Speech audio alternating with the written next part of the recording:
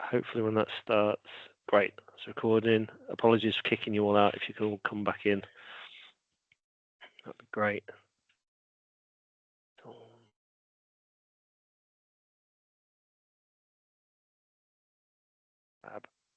I see you all coming back, brilliant. And apologies for the late invites this week. I thought by sharing it on LinkedIn, I thought the link would work, and it sounds like that's not gone very well. So hopefully I've invited everyone. That's all the usuals.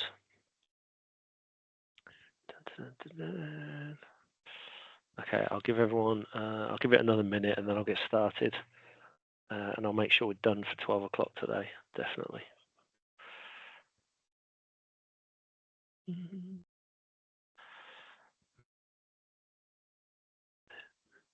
Who else we've got?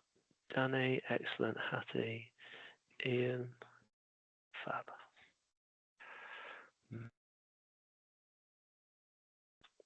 I'm glad you're here, Caroline. I wasn't sure you were going to be back, so you might be able to fill in some of the gaps in case I get any of the bits wrong. I have got apprenticeship units on my list for today, which I hadn't read through until very recently, and I think there's some quite interesting stuff in there that I thought everyone might be interested in.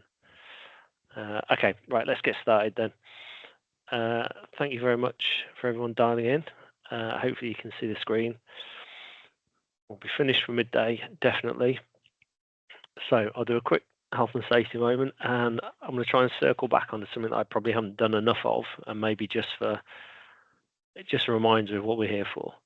I hadn't read about apprenticeship unit funding, and I thought this came out, was it February last month? So I thought I'd have a quick read through, and there's probably at least 2 key points in there that I wanted to share and get everyone's opinion on, because I hadn't realised that, and I think, I don't know, maybe it is the direction things are moving in, maybe it's not, but there were 2 things that really stood out for me when I read through that, so I thought I'd share that. I always try to share things that are actually happening to me, or things that I've been involved with. So I had a discussion with somebody about breaking learning, and actually what it was, and I'll expand on that at the time. Then there's a piece on assessment reform. So what I thought was, and this is where I'm going to try something new or fail miserably, is I've got a little Mentimeter survey that I thought, just out of interest, would do between us, just to get a bit of feedback on how do people think it's going. It's only a short one, but I just thought that might be quite interesting, or it could be a complete fail. Who knows? And then if anyone's got any questions at the end, we can do that. Okay. It's not about ADHD again. Apologies, I missed that bit on the slide. So something that I always think I do a lot in these SHEP moments is probably about health, well-being, welfare. So I thought for the sector we're in, I'd share something just to remind everybody around what it is that we actually, when we talk about our apprentices and the kind of positions we're putting them in, what it is they're potentially coming up against. So this was something that I took a couple of photos of last year, and I was in an office, and I looked out the window, and I was quite shocked at what I saw going on. And it kind of, there's plenty of people in the office, plenty of people that saw this happening, and I know what I felt I had to do, which is not always the easiest thing to do. So I didn't know these guys. They've got nothing to do with me. They're not working for me on any contracts that I work on, but certainly Richard's here from the ICE, and I know what they expect from their professional engineers. And if we see something that's unsafe, we've got the public safety that we have to consider. I felt I was expected to do something about it. But this is the kind of thing, you know, when we're giving our engineers and our apprentices training, these are the real life scenarios that potentially we're still going to be, certainly if they're going to be aspiring to be Eng Tech, iEng and CEng, professional engineers, these are the kind of things we'd expect them to do as well. So this was a year ago. So I went over, had a chat with these guys, spoke to them, just suggested maybe, is that really the best thing you can do? Do you really want to be stood on that scaffold tower without handrails, or everything else that you can see going on there? Is that really the best way and the smartest way you can do this? And the big fella on the left, he was 6'6", I'd guess, maybe a bit more. And as I looked up to him, he told me, we've done this for ages. We're professionals. We know what we're doing. And I'm only 5'11". I'm not a small fella, but I was still pretty intimidated by him and all the rest of his mates laughing away, trying to do something about it. So you can imagine that if we're putting one of our trainees, especially apprentices, into that, when we talk about health and safety and what we expect from them, it's how we support them to be able to tackle things like that in the right way. So it's not just theory, it's not just academic, it's not just the environment or things that we can do remotely. Sometimes it's an in-person piece that we're talking about when it comes to safety. And I can see you down the bottom there, Josh. I see it as a line manager. It's my responsibility to try and help prepare our apprentices for how to deal with situations like that. But that is the kind of realistic thing that, thankfully, nobody got hurt.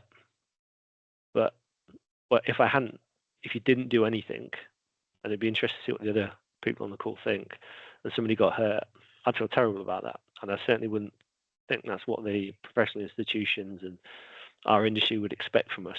They'd expect us to try and do something. So that, I thought I'd share that that was from a year ago, real life incident. Lee, go for it. You're on mute and your camera's off, if that helps. Sorry, just realised that. Yeah, I think this is, if you look at the IC attributes, I think this is where your social skills come in. You know, because if you go over to something like that, a situation like that, let's be honest, these guys probably aren't part of the ICE and not aware of different things like that. And you go over and you say, look, lads, this isn't safe. It's going to have a negative impact straight away. So if you approached it in a different way, where you had a chat with them before you tackled the problem, something like that. I think this is where the social skills are really important. I think it's always called a soft attribute. I still see it as one of the most important attributes the ICE ever wrote. Is social skills and communication, because it's a big part of the role, isn't it? I've actually been in a situation like this myself, where I'm walking down the street not far from my house, and obviously what I do is excavations, quite heavily, some of you may know, and I've turned around to guys and say, look guys, you can't be getting in there.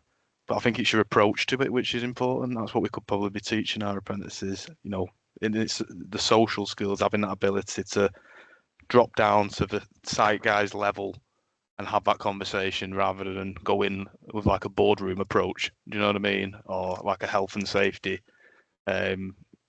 executive approach. I think it's how you approach it, isn't it? Something like that. It is. You adapt in the situation you're in with the people you're with.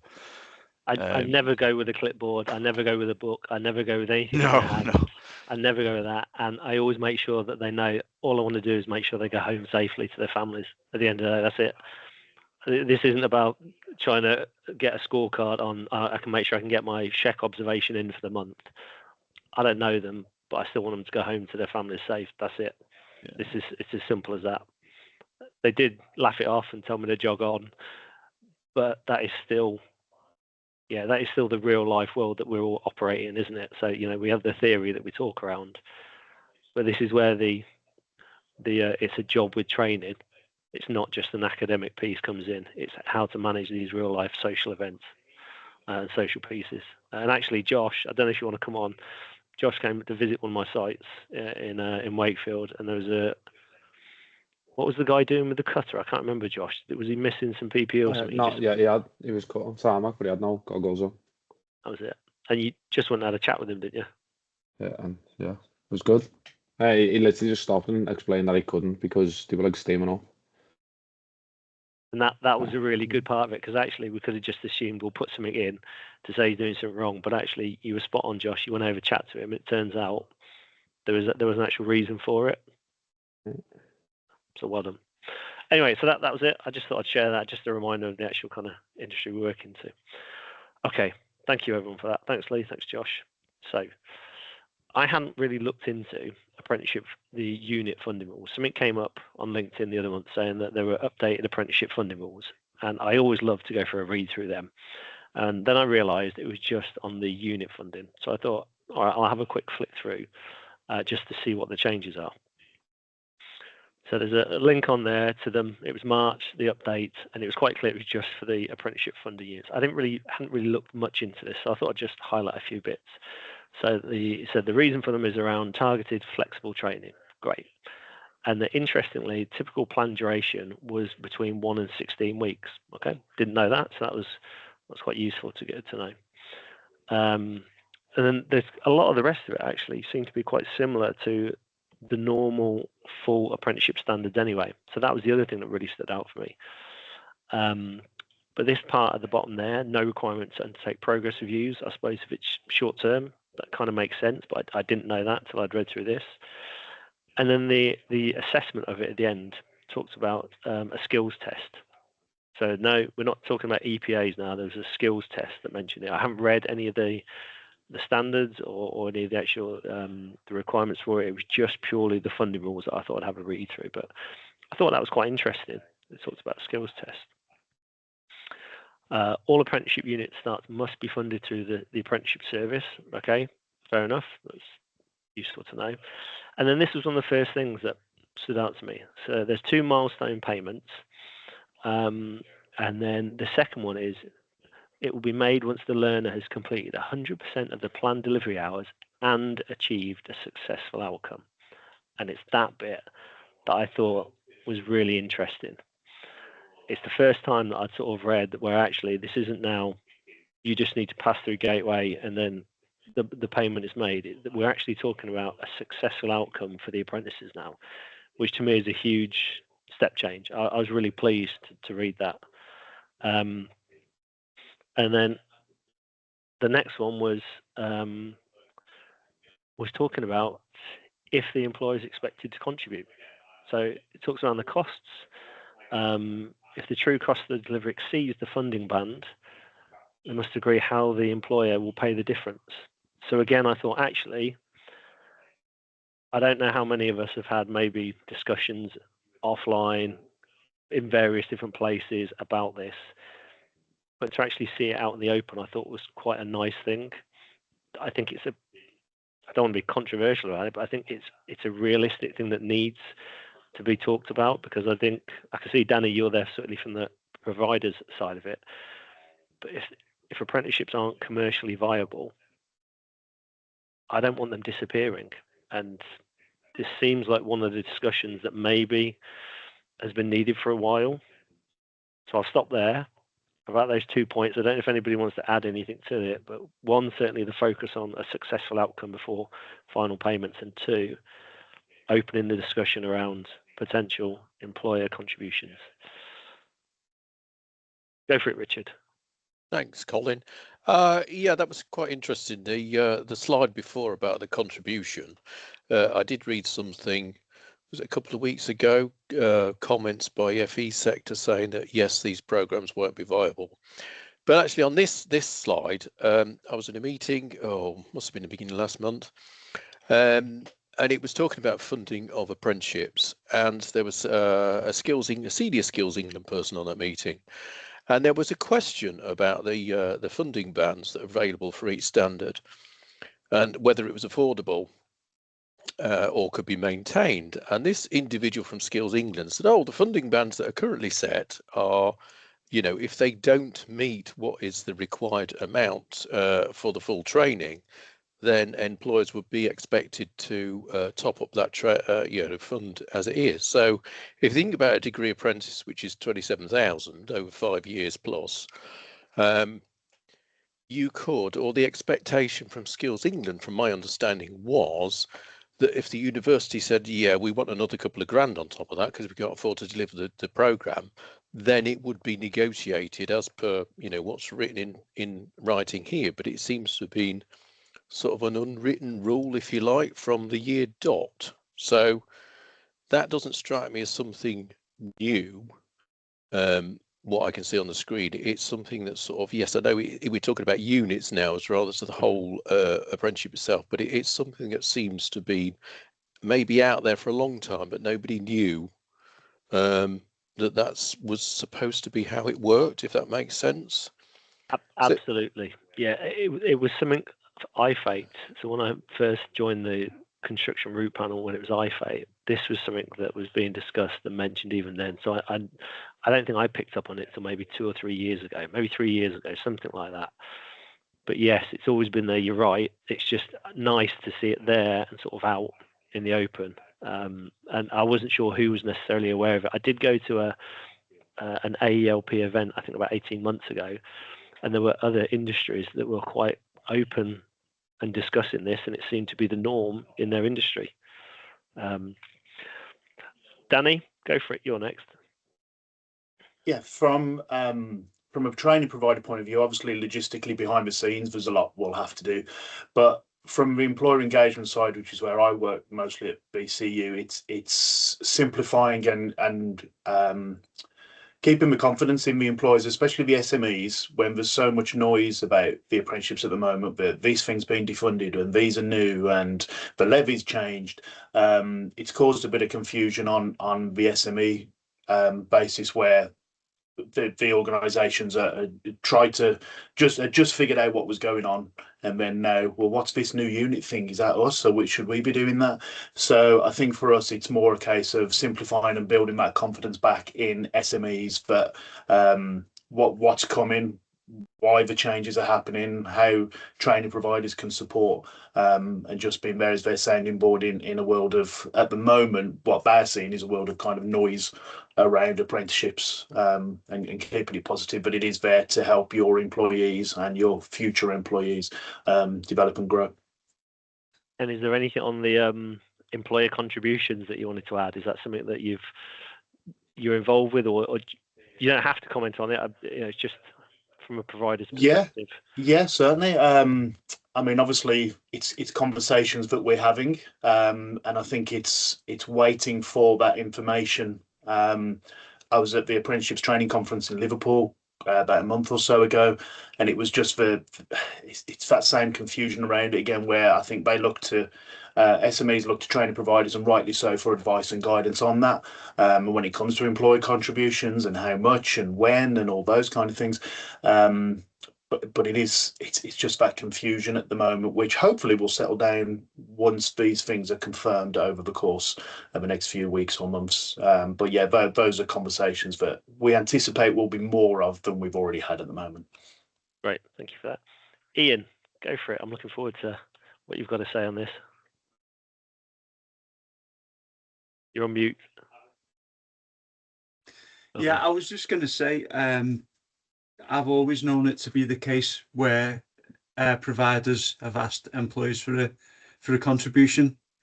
I mean, I can go back to 2018 with a utilities training provider, which obviously I'm not going to name names, but where they insisted that the funding band was totally unworkable in an order, and we're talking about a level 2 apprenticeship here, by the way, where they said we can't deliver it with this funding band. We need, I think it was something like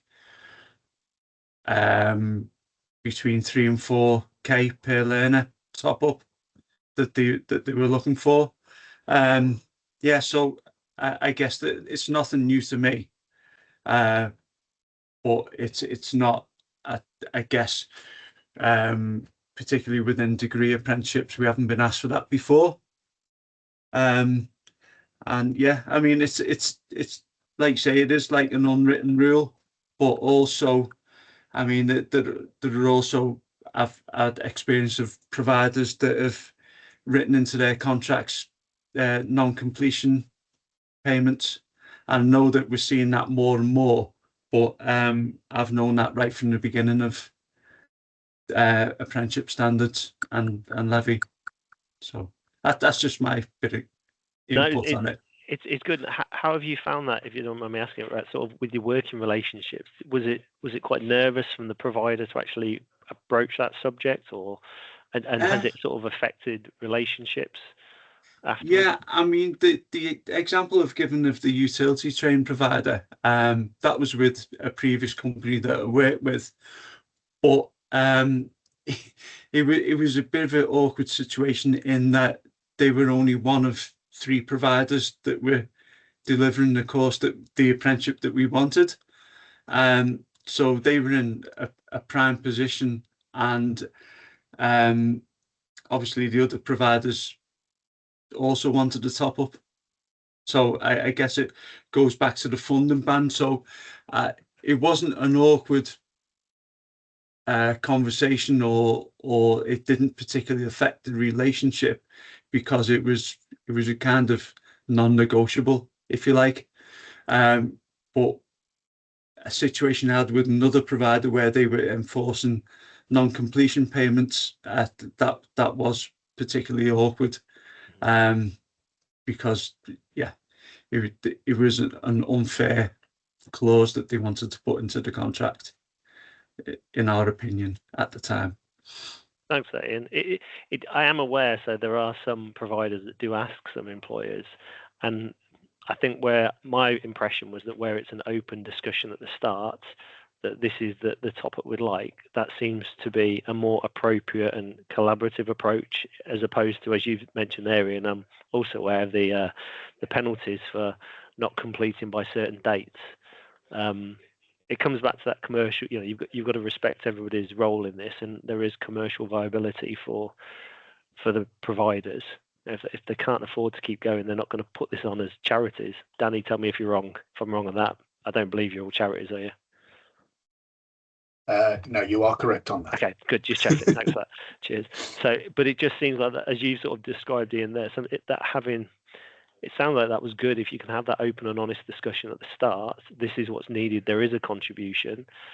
I think maybe there's a fear around how much is that? Does it, once you start, does it then sort of snowball? But I think that's certainly a better approach, an open discussion, than having some fines. I think I know which one it always would feel better. Here's a discussion of a contribution as opposed to a hit this date, otherwise we're going to fine you. So thank you for sharing that, Ian. Appreciate that. Anybody else want to comment or contribute to that at all? Oh, okay. Right. Sorry. Go on, Lee. Colin. Yeah. Just, is there any onerous on the actual student with any of this? Is it always on the employer? What do you mean? What onus? Do you know, like, with the completion of that EPA stuff like that? I know it's a difficult one, but it's sometimes find it, because I have a lot of apprentices. Some are really, really strong. Others are, you have to drag them along, and it's almost like, should there be?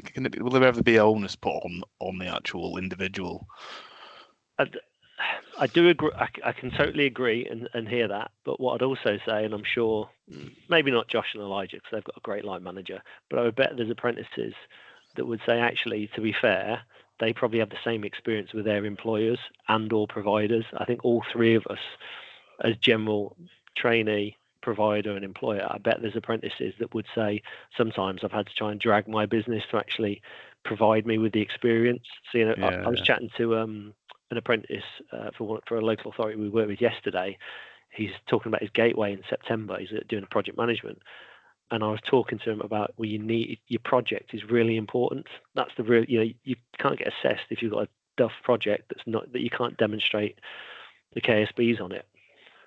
But if his business and his employer doesn't give him the opportunity to work on a project that he can demonstrate that, he won't be able to pass. He needs the opportunity. And the apprentices, I know there are apprentices that have contacted me where they're struggling to get the experiences. They've been left, certainly in civils, basically doing CAD for 5 years. They're never going to be at IN's level for 5 years of CAD. Oh, no. And this isn't SMEs. This isn't trying to say we're all blaming the terrible businesses. These are large, multinational, tier one contractors and consultants. So it's I think it's the onus. If you actually read it as it's intended, it's a three-way tripartite agreement. It should be all three of us doing it. I would never ever want to see apprentices saying they've got to pay for the funding for this, because I've seen that used as a threat to stop apprentices leaving bad employers, and that's why I was really pleased that the last few years of funding rules, it's been explicit, and it's in those ones again, really explicit around apprentices will not be made to pay towards the costs, the eligible costs. It is a difficult. I've had it in the past where would it be beneficial in where the employer has to submit the full plan the proposal for the individual before they actually do it. So it's like I'm similar to you. You know, you can't have someone working as a CAD technician for 5 years and expect to sit at an incorporated level ING review. It's just not going to happen. You know, we have things in place like after 12 months, you move out the role of that and you start to develop into the designer's role. So you spend 4 of the 5 years actually as a designer. So it gives you quite good grounding. You know, if we could get them plans in place initially, and it's everyone agree, the three parties agree that, then you could put a bit of onus on the student because say this is what we've agreed, this is what you've agreed to, this is what we've agreed to do. As long as everyone's doing their bit towards it, then you know, should there not be an element of onus on the individual? There definitely should be. You know, it's their apprenticeship. We're not going to do it for them. By all means, Elijah or Josh, again, speak up and tell me if I'm wrong. But also, so what we do is actually link. So I'm sure everybody has their own business goals, don't they? Everyone sets their goals every year that's linked into that. Every year they should be linked to the apprenticeship from year one. That's what we've always done. So that onus is kind of implied by it's linked to the business goals. So if I'll come back to you in a second, Ian, just in case that's what you were going to say as well. But so it does align, it gives that onus. You know, if they want to progress in the day job, well, actually, they also need to deliver on their apprenticeship, which I think is certainly for the providers, it feels unfair that if we're just focusing on the bit that we do as employers, we're just going to focus on the day job. We're not making sure that the apprentices are completing all parts of their apprenticeship. It feels like we as the employers then aren't really doing our part. It feels unfair on the providers because they're relying on us as employers to make sure that the apprentices are completing the whole thing. So probably in the last 2 years, the thing I've probably got the most grief from providers around making sure my apprentices are up to date on is off-the-job training. And quite rightly, they should be giving me a kick in. It's my responsibility to make sure that all parts of the apprenticeship are being progressed. And I think that's more than fair to expect that from us as the employers. Ian, did you want to add something to that? Is that what you were going to say about linking goals and apprenticeships? Yeah, pretty much, Colin. They've just dropped a message in there. And the only other thing I was going to add was that obviously we use the tripartite agreement from our providers and the learning agreement, but we also have an internal document as well, which the apprentices, one of the provisos in that agreement is that apprentices must at least attempt the endpoint assessment at the end of it, which is something that they have to agree to. But again, yeah, pretty much the same as what you just summarised, Colin. Our apprentices' PDRs are linked to their KSBs and the apprenticeship. So, yeah. Thank you for that. If I can, I've got the timeline, and I don't know, Josh or Elijah, if either of you guys want to comment on it, but Josh and Elijah are both my apprentices. Every year they've been set the dreaded attribute goal. Every year it's been slowly getting to, I don't know if Josh or Elijah, you want to comment on that, if it's been of help or hindrance, but it seems like it's the best way to link the two together, our business goals to the requirements for EPA. Josh, did you want to add something to that? Yeah, I feel like it helps only because when you've got like a uni stuff on as well, it just gives you something to actually like work towards, and because it is like a yearly goal for like the actual job. If the link that just like ticks like both boxes essentially. Yeah, that's it. Yeah. Elijah, anything you want to add to that? Yeah, so in terms of it, when we link our attributes to our goals, it also means that it gives us leverage, that if we're not getting that experience, then we can go, well, it's in my goals for the end of the year and it needs to be sort of taken into account, and find that very useful. But it also it's just a general reminder to sort of keep on track, because I know a lot of apprentices where they let that slip or they leave it till the last minute, and that's not the sort of situation you want to be in towards the end of your apprenticeship, really. That's a good point, actually. So it's also a bit for the apprentices to use that leverage against me as well. So if we say by the end of the year they're going to have achieved whatever level for the attributes or working towards EPA and they haven't, well, at the end of the year when I come to do their assessment, it's dead easy for them to say, well, you haven't done your bit. And then that also reflects on me as a line manager. So yeah, good point, Elijah. Thank you for that. Richard? Yeah, I was just going to say, not forgetting the integrated degree, where the big incentive is you need to sit and pass your EPA to be awarded your degree and complete your apprenticeship. So that's the biggest change. So that's a big incentive, but that doesn't take away anything, I don't think, from what you and Ian have been talking about incentivizing people on program, to meet their targets. But yeah, so I suppose for degree apprentices, that's the biggie.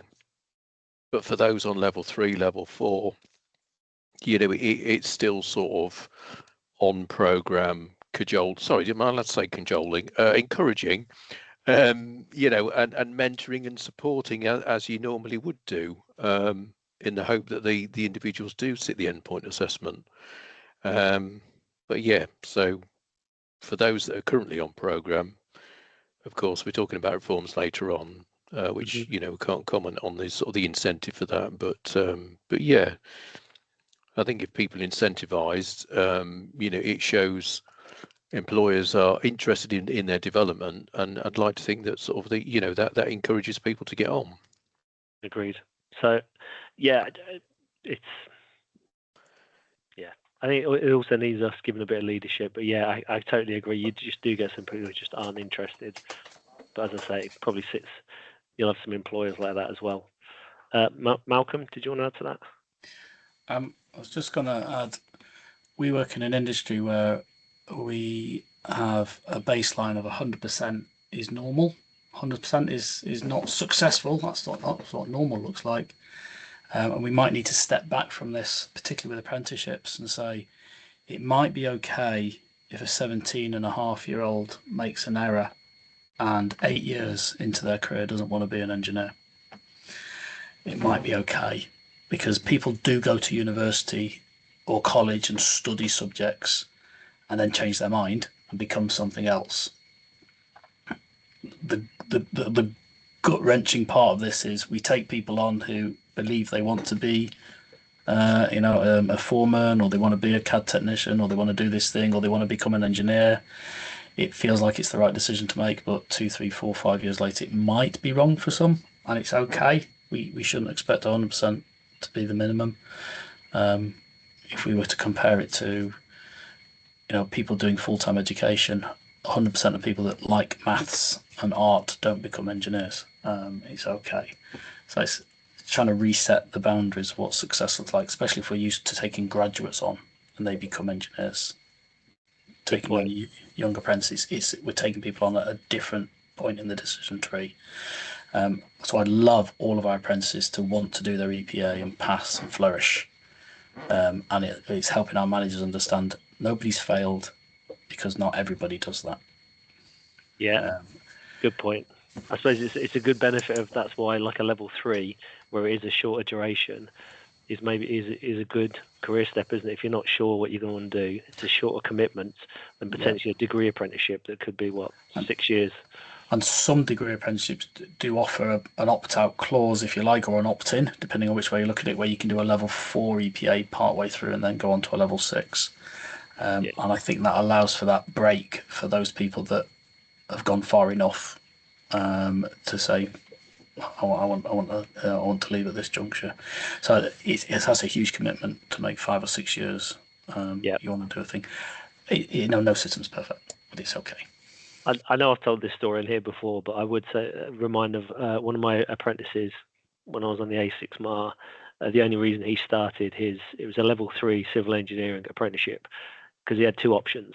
One was go and work with his dad in his tyre factory, in his tyre fitting place, or 2, his nan got a flyer for a level 3 civil engineering thing through a letterbox. So he went with what his nan gave him. He didn't really know much about it. Thought I'd give it a whirl, and now I'm so proud of. He's just passed his degree, and there's a degree apprenticeship buzzing for him. But you're absolutely right. Yeah, there's people that not everyone knows what they want to be. In fact, I've had apprentices that I've worked with that have done a level 3 that have come through either as a consultant or a contractor, and then they're asked for that discussion around, is this right for me? Even just that nuance, working for one or the other side of it. Do I really want to do this? Do I want to be out on site all day? Do I prefer the design element? You're absolutely right. Yeah, good shout, Malcolm.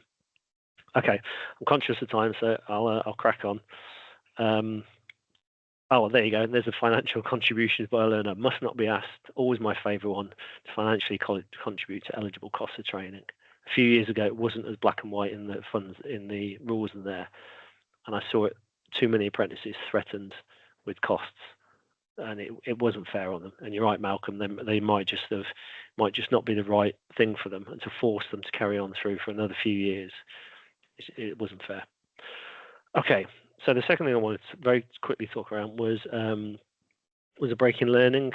This came from a discussion with somebody over the last few weeks, just around and reminding what is a break in learning. And this has come up a couple of times, I think, over the probably last 12 months, maybe 2 or 3 times, where it was deemed break in learning was very much focused on just purely the academic side. So actually, through those discussions, it's break in learning refers to the whole piece. So off-the-job training, the academic part is a piece of off-the-job training. So just because you can't ignore everything that the employer also does. So I just had a quick look through again, so these are the Apprenticeship Funding Rules, not the Apprenticeship Unit Funding Rules, just to see what the latest version said. So it talks about provider-led breaks in learning, and I think I'd read this before. It was interesting where you've got block release compared to regular, so that makes sense. So that refers to doing a piece of off-the-job training every 3 months. So it's not about academic, it's off-the-job training is what they're talking to. So the break in learning is referring to off-the-job training, not just the academic piece. And then for the one that probably most people are on, where it's regular, weekly sort of going to uni or college, it's then making sure off-the-job training is taking place within the calendar month. So it's not just about break in learning, isn't just about the academic part. It's off-the-job training, which includes everything else that's provided. And that was just a reminder of what is included. Again, I find the funding rules really helpful. It's really clear. Off-the-job training, what's included in it. It is not just lectures or the academic part. So that's really good. And then it talks about apprentice-led breaks in learning, all sorts of reasons, and there are 4 other reasons. So the apprentice can request to take that break in learning if they plan to return to the same program, and things like parental leave or other reasons. So, it's there for a reason. I've seen it help apprentices as well. This shouldn't be a dirty phrase that's used as thought of like a get out clause, or somebody's trying not to complete. There's lots of reasons. And the parental leave, I think maternity leave as well is a good one as well. Just give people the time to enjoy what a wonderful time it's going to be. They don't have to worry about doing a certain amount of work towards their apprenticeship. And there was a principles section on there. And the principles being around being able to revise the training plan as well. So the principles is there. The apprentice should be at the centre of all of these, the break in learning. It's not a tool to beat somebody up with or to threaten them with. It's there to be flexible to help people complete. So I thought that principles bit was quite nice as well. Okay, so this is the bit where we'll see if this goes great or works terribly. So I'm going to swap. I'm going to stop sharing now, and I'm going to try and open the Mentimeter. Right. I'm going to be honest with you all. I've only ever been on when other people have run Mentimeters before. I've never done it myself, so this could be a complete disaster, or it might be okay. I'd take okay at this point. So let me know if that's sharing. Great, fab. And there should be a QR code and a Menti thing on there. So I just thought I wanted to do something on the assessment reform, just to talk around it, to see how people were feeling. So I thought this is the best way to do it. It's completely anonymous. So give it a whirl. Let's just have a bit of fun, see what happens. So the first one is, how well informed do you feel about the changes to apprenticeships assessment reform? There's lots of things out there. Caroline is probably the most well informed person I know. She's always the person I default to. And yeah, that's 2 people. 2 others have signed up. Oh, a couple more signed up. I think that's probably a fair reflection. Let me just give everyone the chance to reply. I'll snip these as well, and yeah. So that's interesting. Aware of the main changes seems to be the main one coming up, so that's quite good. Okay, that's good. Just waiting on 2 more responses, or lovely. Okay, so I think that's quite clear then. That's well informed. I'm aware of the main changes. That's really useful. I wasn't sure, to be honest, if it was going to be more the middle one. I think I know what's happening, but could be wrong. So it's no surprise to see a big chunk of people in that. I'd like to think I'm trying to stick my nose in various different places to figure out what's going on, but it's yeah, there's still a lot going on. So okay, thank you for that. Great. So let's go on to the we'll go on to the next slide. Anybody else want to? I'll share the results of these at the end, but I think there's a clear winner there. Okay, so the next one. What are your main areas of concern? So I thought I'd try and put quite a few different options on here because I was trying to cover apprentices, providers, and employers. And this is what I think. I've also used, there's a 3x3, that Caroline will know what it's called. There's a 3x3 boxes that's Skills England have used. So I tried to use that to guide some of these options. Interesting.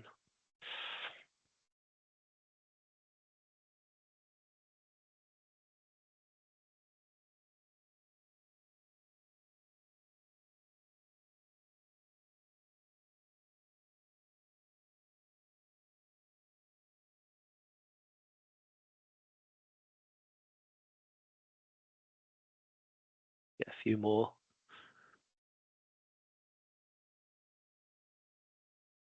I'm going to the races in a few weeks and I feel just like that, trying to see who's going to win on this. Maybe just get a couple more.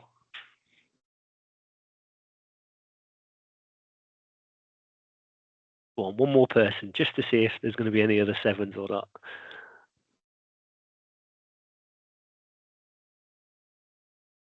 Excellent, thank you for that. So it looks like then, duplication of assessment. I think that kind of reflects everything that, as a sector, we've been saying. Disconnection from professional recognition. Again, I think that's what the sector's been saying, so that's good to see. Unable to demonstrate competency. Yeah, so it's perfectly aligning, I think, with everything that's been said so far, and the feedback to Skills England, and additional costs for employer coming up very close. We've got employer verified behaviours there, number 5, so that's still in that. So that's good. That's okay.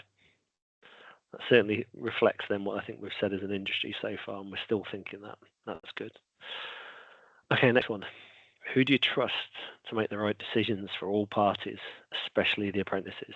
This isn't about do we trust apprentices. I mean, you know, who's making the right decisions to make sure that the apprentices are at the forefront of all the decisions we're making.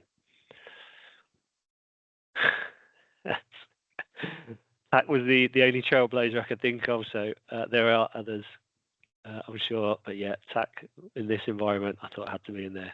Good to know. Excellent.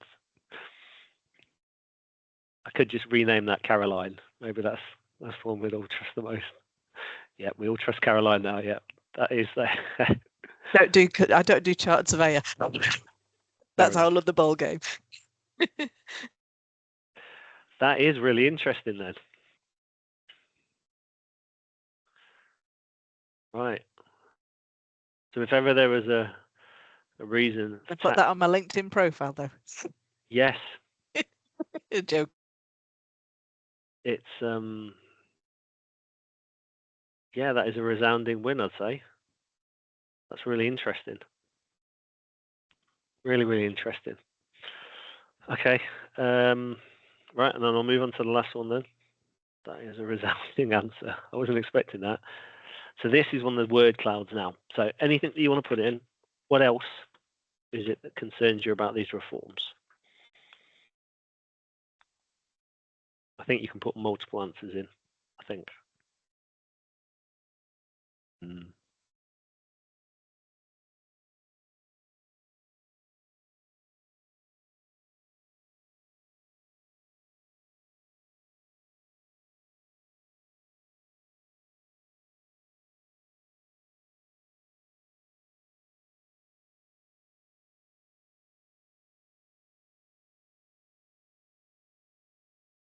Yeah, very good.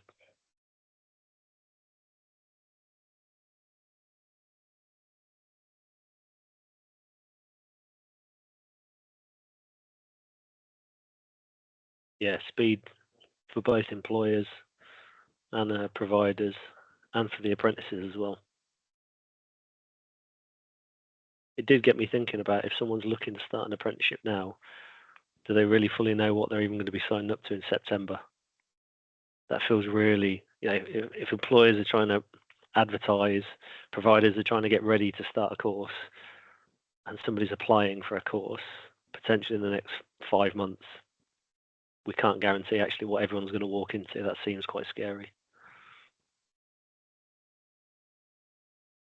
Yeah, thank you for that. Confusion, speed of change, and impact on apprentices.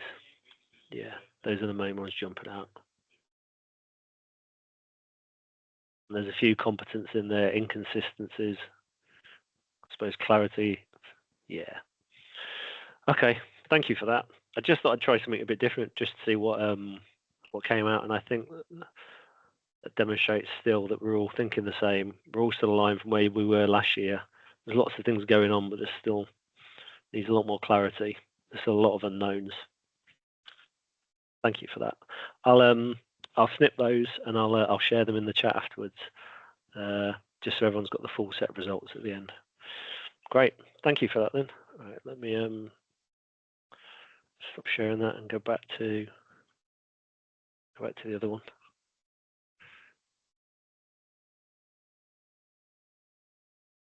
Great, thank you, Caroline. Appreciate that. So we've done those, got the results of those. Great. Okay, so we're doing all right with time.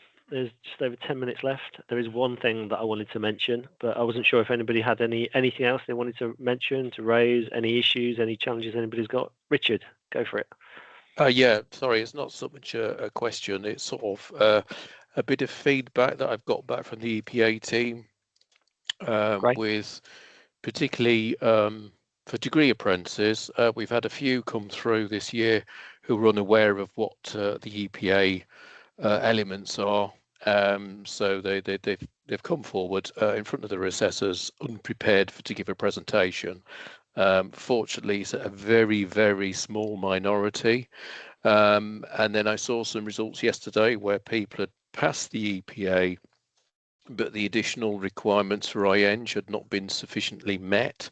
So what I would suggest was anybody who is seeking the incorporated professional qualification through the endpoint assessment, do read the EPA guidance on the website, because it clearly tells you what additional bits of information you need to demonstrate to your assessors for that IEng as part of your review, and also instilling your apprentices engagement with the institution and also the professional conduct, bearing in mind the code of conduct. Bearing in mind the code of conduct is changing very soon, so anybody who's coming towards EPA, get them to reread the code of conduct, and also make use of the level 6 preparation workshops that we run. There's one next week on the 14th, and there's another one in May, I think mid-May as well. So yeah, do read the guidance. It's there for a purpose. Great, thank you for that. I'd never heard of anyone passing the EPA but not passing the IEng section before, so that's really interesting. That. Yeah, I think we started doing it last year. And it's a similar sort of thing with technician level as well, because Mike will probably know more about this. But are you still an assessor, Mike? Oh yes, yeah. Yeah. So yeah, we've got it's down to sort of the how do you engage with the institution, or the sort of the professional side of it, which people don't seem to be able to demonstrate. So yeah, please read the guidance and make use of the resources that we offer.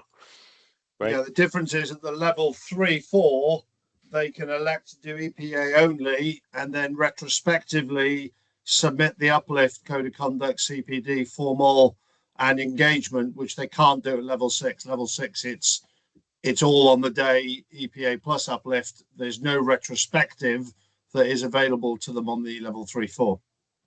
But just so it's clear then, so if you were doing a civil engineering degree apprenticeship on a non-integrated and you pass the EPA element, but you don't pass the IEng on the day, you then have to resit and do a whole new IEng professional review. Is that correct? Yeah, That's correct. Yep.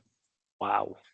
IPD will be valid, and the new reviewers will be reviewers, not endpoint assessors.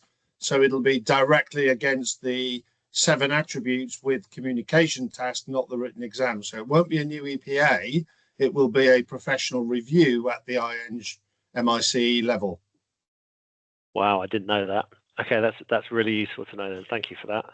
yeah. I'll just, sorry, Colin, I'll just put the retrospective requirements in for technicians as well, because sometimes it's because people are in organisations where they haven't access to sponsors and it's a last minute thing, so they focus on passing their EPA and then they go back and find the sponsor. So I'll put details in the chat for that.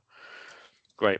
Thank you. That was going to be one of my questions actually. If people weren't getting the IEng because they weren't getting sponsors in time, I've had that experience where there didn't seem to be the focus on the sponsors part at applying for EPA. There was very much just on the apprenticeship element, there was no focus on the sponsors bit as well. But you're saying from the feedback you saw, it was more to do with lack of professional engagement and the code of conduct. Yeah, well, that's comment. Those are the comments that have come back, but it's also those additional bits. I put the link to the level 6 guidance, but the sort of whole life cycle of the project, UN SDGs, that sort of thing, health and safety and welfare. But yeah, so as long as people read the guidance so they know what to expect. And they only exist, Richard, you're probably aware of this, obviously they only exist because the KSBs were written in 2016-17, whereas the attributes were updated in 22. So the attributes have progressed beyond the KSB. So in order to be IEng, you need to meet the attributes.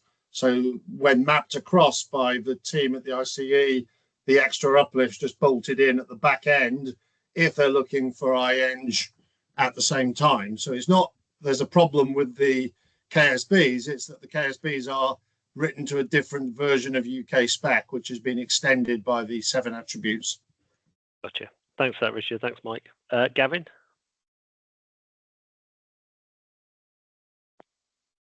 You're on mute, Gavin. Can you hear me now? Yes, we can. Yeah, go for it. Okay, great. I won't put my camera on. I'm not the prettiest face today, but just to contribute to further Richard's conversation, some time ago, I initiated the conversation with the Engineering Council regarding those who are being assessed and supported for incorporated engineer, Eng Tech, and chartered engineer through this process and assessments.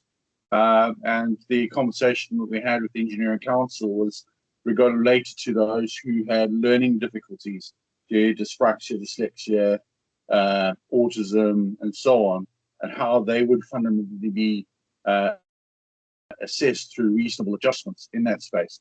As of yet, I'm not hearing in this conversation what those reasonable adjustments would look like. I know ICE are doing quite a bit off the back of some of that work. I know that the IET delivered a document on that process, but I'm not hearing in this conversation what assessment looks like for those who with neurological differences, and in the way they're fundamentally assessed, and relative to the Quality Act and duty of care, and also in co-production and in relationships between the apprentice, perhaps their parents if they're younger, and then the institutions themselves, those organizations who are onboarding them, and then the regulatory bodies. So I was wondering if that's a conversation we could perhaps have at a later stage, or maybe we can just fill in some of the gaps now. Yeah, Richard, I don't know if you want to mention anything the ICE doing or they're looking at the moment, if that might be a starting point. Yeah, yes. So we have a neurodiversity working group who are looking at, the whole spectrum of challenges that people face, and how to assist those with their sort of their applications, their submissions, and professional review. So I don't know of any outcomes yet, but it's definitely something that's a hot topic within ICE. And what I could potentially do is get a member of that committee to do a presentation maybe for the group at a later date. That would be amazing. Yes, please. Thank you for that. And there was obviously, I don't know if you saw it, Gavin, but Richard, the afternoon at the ICE conference in November, I think everybody loved it that was there. It was very much focused on neurodiversity, some of the different routes that people are taking. I always forget the guy's name who was there from National Highways. Richard told me last time. He was brilliant. His line manager was really supportive. And I think when I've certainly been approached by a couple of people who they didn't necessarily know they had some neurodiversity within them, and then as it's come out, I haven't known necessarily the right place to try to help them. They haven't known where to go, and it's a bit of a discovery journey. But I think between a few people trying to figure it out. So you're right, there is more that we can do, and there is more guidance needed. But as Richard said, I think people are looking at it. Yeah, I'd ask people just to reach out to me, and that's if they are looking to explore that.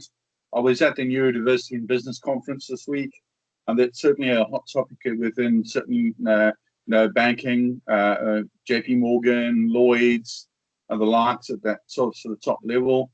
But it's what I am discovering through my research as an academic is that really triangulates how people are onboarded and how young people particularly are relating to their families and how their families are supported through that upstream, downstream process, and the individuals themselves through co-production and community self-practice, both with the families, the apprentices themselves, and also those professional bodies.